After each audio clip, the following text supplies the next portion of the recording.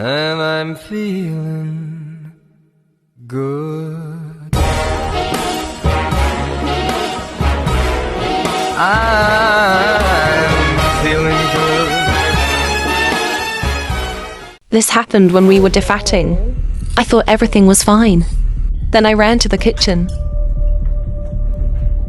And surprisingly, my cookware was black. Burnt. Total kitchen nightmare. But I didn't panic. Because I know a little hack. Salad Master cookware is a special type of stainless steel. All I did was soak it overnight with powder spray and vinegar.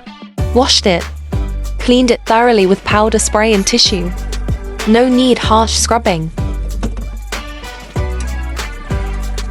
Grab some Salad Master stainless steel powdered cleaner and give it a good scrub. Then rinse it off again.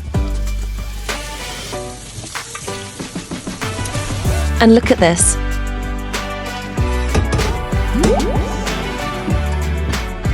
From burnt to shiny again.